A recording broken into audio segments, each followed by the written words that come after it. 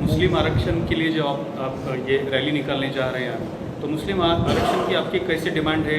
पहले जैसा 5% की मांग करने वाले हैं, तादाद बड़ी है, इसलिए उसकी भी कोई परसेंटेज की बढ़ाने की मांग है? नहीं, देखिए इम्तियाज़ साहब तो पूरा आपको डिटेल में बोल दिया है, मगर जो मुसलमानों का रिजर्वेशन है वो सिर्फ मुसलमान का नहीं बल्कि मुसलमानों में जो 50 कास्ट हैं, 50 ऑड कास्ट हैं, उनको रिजर्वेशन मिला है, मुस्लिम को नहीं।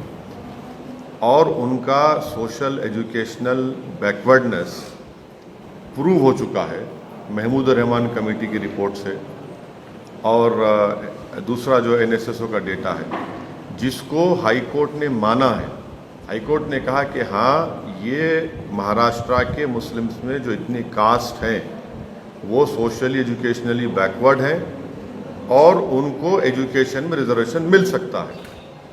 वो एम्प्लॉयमेंट के ख़िलाफ़ नहीं थे, मगर क्योंकि एम्प्लॉयमेंट की सीलिंग 50% ऑलरेडी क्रॉस हो चुकी थी, इसलिए कोर्ट ने कहा कि एजुकेशन में दे सकते।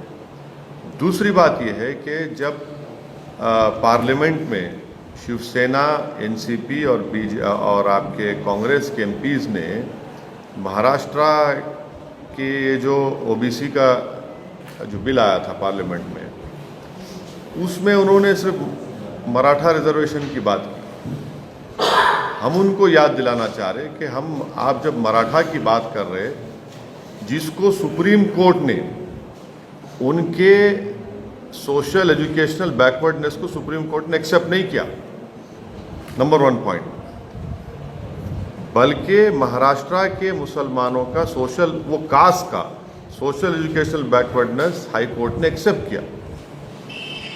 तो अब उनको ये बताना चाहिए, ये जो सरकार है उनको ये बताना चाहिए कि जब एक कम्युनिटी के इतने कास्ट का सोशल एजुकेशनल बैकवर्डनेस एक्सेप्ट हो गया, जिनको इंसाफ का तकाजा ये है कि उनको रिजर्वेशन मिलना चाहिए।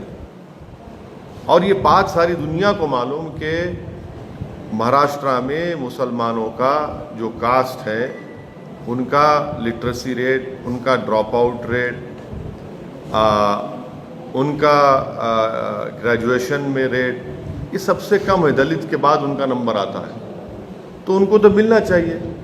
आप सिर्फ मुसलमानों से वोट लेंगे मगर उनको अपलिफ्ट नहीं करेंगे, उनसे इंसाफ नहीं करेंगे। एजुकेशन में अगर कोई कम्युनिटी उठ जाएंगी तो वो खुद एक बहुत बड़ा एम्पावरमेंट होगा। ये जो मौजूदा सरकार है वो कंप्लीटली महाराष्ट्र के मुस्लिम्स के एम्पावरमेंट के लिए काम नहीं कर रही है। और एक अहम बात यह है कि आपको याद होगा कि जब महाराष्ट्र के विधानसभा के चुनाव चल रहे थे तो उस वक्त एमआईएम पार्टी पर एनसीपी और कांग्रेस ये कहकर वोट ले रहे थे कि मजलिस को वोट मत दो, असदुद्दीन ओवैसी या इम्तियाज़ जलील या एमआईएम के लीडर्स के बात में मत आओ, वरना अगर तुम वोट दोगे तो शिवसेना और बीजेपी को फ़ायदा होगा।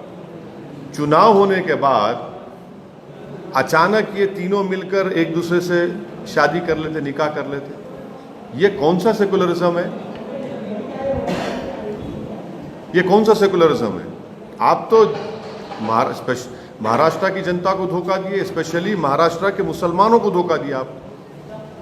आप मुझे मेरा डर दिलाकर, एमआईएम का खौफ दिलाकर आपने वोट तो बटोर लिया, मगर जाकर झोली में डाल दिया शिवसेना के। तो ये इनकी हिपोक्रेसी है।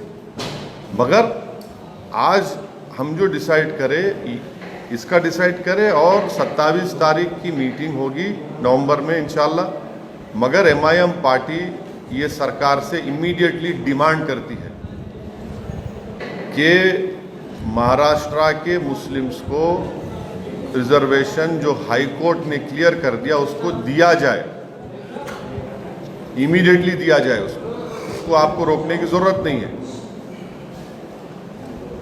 अगर आप सच्चे हैं, अगर आप सिंसियर हैं अपनी बात में, तो इसको इम्प्लीमेंट करिए। और ये होना चाहिए, ये जस्टिस का एक सवाल है और हम देखेंगे।